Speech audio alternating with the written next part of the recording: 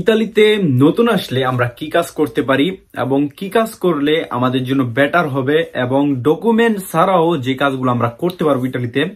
So আজকে আমি আপনাদের একটা ধারণা দেওয়ার চেষ্টা করব।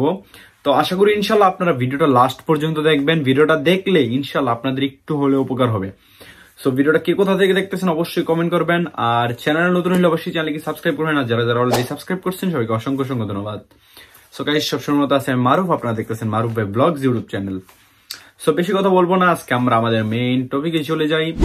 সো গাইস, আমরা ইতালিতে নতুন আসলে অনেকেই দেখে যে ক্যাম্পে থাকে ইলিগাল ভাবে যারা আসে তাদের কথা প্রথমে বলি, তারপর যারা লিগেল ওয়েতে আসে তাদের কথা বলতেছি।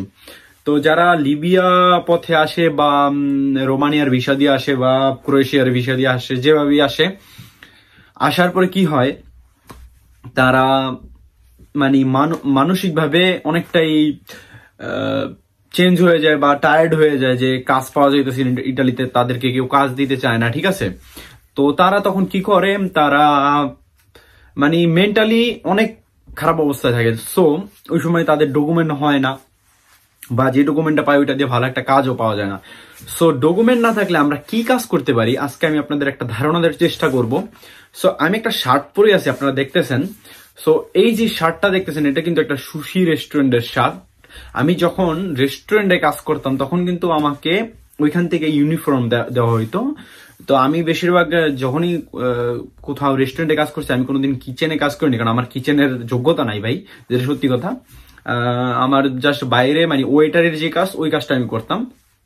সো তখন এরকম শার্টগুলা ওইখান থেকে আমাকে অনেকগুলো দিয়েছিল, বাট একটা আমার সাথে মানে যখন কাজ সেরে দিছি আমার সাথে নিয়ে আসছি, ঠিক আছে।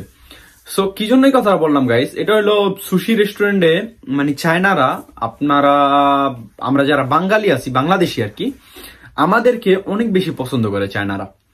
সো চায়নারা চায় যে ওদের কাছে বাংলাদেশিরা কাজ করুক, এটা ডকুমেন্ট থাক বা না থাক। বাট কিছু কিছু চায়না আছে কন্ট্রোল হয় ওই রেস্টুরেন্ট গুলো, এই জন্য কন্ট্যাক্ট ছাড়া লোক রাখতে চায় না।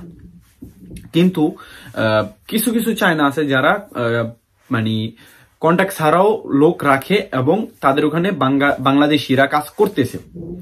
সো তখন কি হয়, আপনার ডকুমেন্ট না থাকলেও বা ডকুমেন্ট যদি কম মেয়াদের থাকে, তখন আপনি একটা চায়না রেস্টুরেন্টে কাজ করতে পারবেন, ঠিক আছে। তো ওই জন্য আপনার কি করতে হবে, ধরেন আপনার কেউ নাই ইটালিতে, তখন আপনি যেই রেস্টুরেন্ট গুলা দেখবেন, সুশি রেস্টুরেন্ট বিশেষ করে সুশি রেস্টুরেন্ট গুলা গিয়ে আপনি জিজ্ঞেস করবেন যে তাদের কোনো প্লেট ধোয়ার বা কিচেনে যে কোনো কাজে আপনার লোক লাগবে কিনা, বা ওয়েটারিতে ভাষা না পারলে আসলে ওয়েটারিতে লোক নিতে চায় না, তো তারপরে অনেকের নেয়।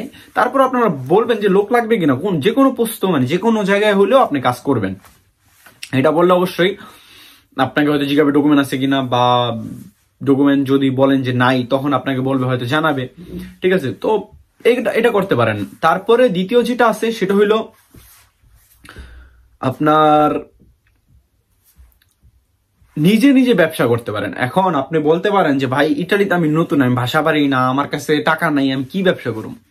এখন আমি আপনাকে বলতে পারি ভাই, ভাষা না পারলেও আপনার কাছে বেশি না ভাই, কারো থেকে আপনি 50 ইউরো ধার নেন, 50 ইউরো দিয়ে আপনি কি কি কিনতে পারবেন, আপনি মোবাইলের জিনিসগুলা কিনতে পারবেন, সেলফি কিনতে পারবেন। সেলফি একটা পাইকারি দামে আপনি যদি কিনেন কত 80 পয়সা বা 1 ইউরো হয়তো দাম হইব, ঠিক আছে, সেটা আপনি 5-6 ইউরো বেচতে পারবেন।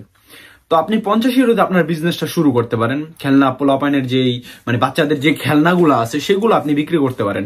সেগুলো যদি আপনি বিক্রি করেন, আপনি যেই চালানটা দিয়ে শুরু করবেন, আপনি কারো থেকে বেশি না 50 ইউরো ধার নিয়ে শুরু করেন, সেটা আপনার বাড়তে বাড়তে বাড়তে 500 ইউরো হয়ে যাবে। তখন আপনার 500 ইউরো হয়ে গেলে আপনি 200 ইউরোর মাল আরো কিনবেন, সেটাকে আপনি বাড়াইতে পারেন।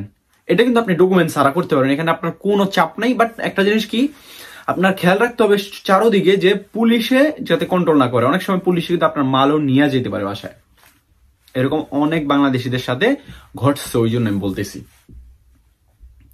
সো ক্লিয়ার, আশা করি আপনারা একটা বুঝতে পারছেন যে কি করা যায় ইটালিতে।